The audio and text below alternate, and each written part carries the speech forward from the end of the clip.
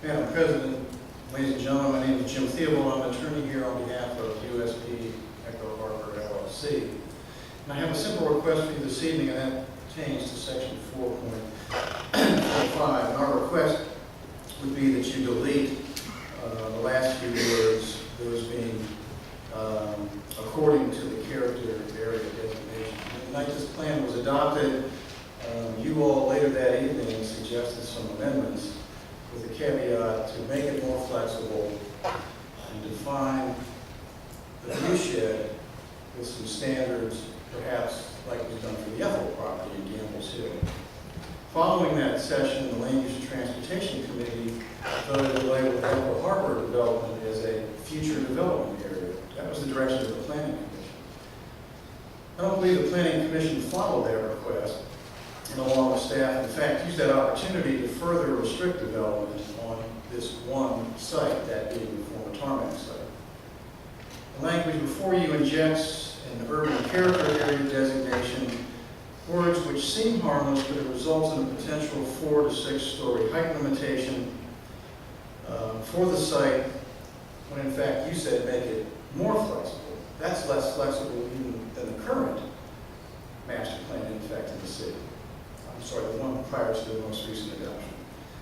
Well, what happens when you delete the words according to the character area designation? Your plan still reads, future development along the riverfront needs to be carefully considered so that it will not impact significant historic views such as the view in Richmond from the top of the Hill Park. That's still there.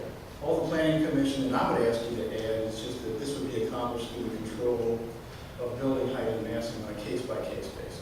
Gives you the ability to take a look at that. The minute you adopt a character area designation as part of that sentence, you are potentially limiting development to 4 to 6 stories. Thus, by eliminating these words, what you can accomplish is you retain the ability to decide what's best based on the merits. This add-on language was adopted by the Planning Commission, I might add, without a public hearing. It was at the last session. There was no public comment taken at that Planning Commission hearing. So it wasn't exactly a compromise, it was just done. That should concern you. Arbitrarily limiting the height to 4 to 6 stories arbitrarily limits economic development. Why would you do that now, rather than on a case-by-case basis, based on the merits? That should concern you. The Planning Commission was on the fence about some of this language in terms of how much flexibility they still had. When asked, and I'm quoting from the minutes, when asked Mr. Hardin, he said that the language is general enough to allow some flexibility over time for the Planning Commission and You have 30 seconds. Please begin to consider summarize. projects on a case-by-case basis. But when you asked that same question, Mr. Hardin, on June 22nd, the answer was the urban center area designation in the commission language as it stands gives no flexibility above 6 stories. That there is technically no case-by-case guidance for flexibility. I don't know how you reconcile those statements. And that should concern you. You have nothing to lose by eliminating those last few words. And I respectfully request Your time is up. Thank you. that you so eliminate that particular phrase. Thank you.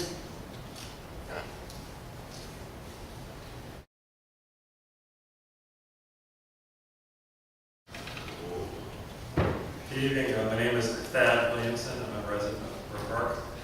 A couple of brief comments. Like many people, I'm anxious to see the plan go through and confident it will. Just 2 comments on 443. I want to also echo the viewpoint that the language there is, I think, excessively cautious, impractical to consider. I can see maybe saying impractical to buy right now, but impractical to even consider buying all these properties unless it were a crazy, wacko idea. I think that's excessive language. I would recommend striking the first clause there, just starting with the city should plan strategic purchases.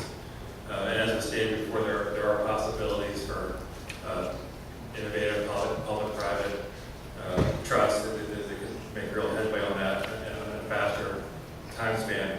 As to 4.45, I want to make the case for keeping the language as it is. I think There's in fact a great deal at stake in the complete sentence there, and that there's a lot to lose by taking out the character area designation.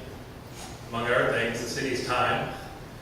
That this means, if you take it out, it means a debate over that property is going to drag on and on and on, which is presumably in the interest of some people, but is not in the interest of what the public has willed throughout this planning process, which is to secure the river to the degree possible, maximum degree possible for the public, while also allowing for reasonable development that preserves the use, preserves access to the river, preserves historic sites. So I'm going to ask you to not let your knees buckle on that one and keep the language as is. Thank you. Thank you. Good evening, almost good night. I'm Eugenia Ellis, and I am a citizen of Richmond, and I reside in Church Hill. And I wasn't going to speak because there's so many wonderfully eloquent people who have given their opinions this evening and have touched on most of the topics I wanted to touch on. So not to tread the same old territory, but when Mr. Theobald came up, the paid lawyer for the Echo Harbour development, and said that there hadn't been any public comment possibility for a character area designation, that shouldn't be discussed without public input. Actually, I was at the Planning Commission meeting, and I spoke against it. And at that meeting, I remember Councilwoman Robertson saying that this is something that should take more time, we should look at it more carefully, and the vote was postponed. So there was public comment. I think, as the previous gentleman has stated, that it's very important character area designation. What flows with the city, what goes, what belongs, and that doesn't mean, there was a gentleman earlier who talked about revenue. We need to be thinking about revenue. And I think, I agree with him 100%. We need to be thinking about revenue. And I'd like to see the figures on what tourism brings to cities that have saved their rivers and that have made their rivers focal points with access for not only their citizens, but all of the tourists who come, and come for that reason. Tourists will not be coming to Richmond to see a condominium building. They just won't. And they won't come to see a particular hotel attached to a condominium building. They will come to play. They will come to enjoy it themselves, and that's what I urge you to consider. I really think, even the language case by case, I'm not going to dispute it because I don't want to slow down this process, but I think we should be looking holistically. I think you should be looking at what you want the whole thing to say, to look like, and therefore it must have an area character, a whole city character. I also think it's a little silly to want to change those pictures to show the one that has development now on the left and the one that's all natural on the right. I know when they did the downtown master plan, the number one choice, the number one possibility was the beautiful park possibility. And it's been mentioned that Richmond has a lot of parks, but you know why they have those parks? They have those parks because they're citizen-driven. People want the parks. And I bet when they were all established, there was probably a lot of controversy at that time as well. But any neighborhood that has a park has an economic boost to that neighborhood. So I encourage you to continue on the track that you're on, doing a fabulous job, and don't get sidetracked. Thanks very much. Thank you. Any other public comment?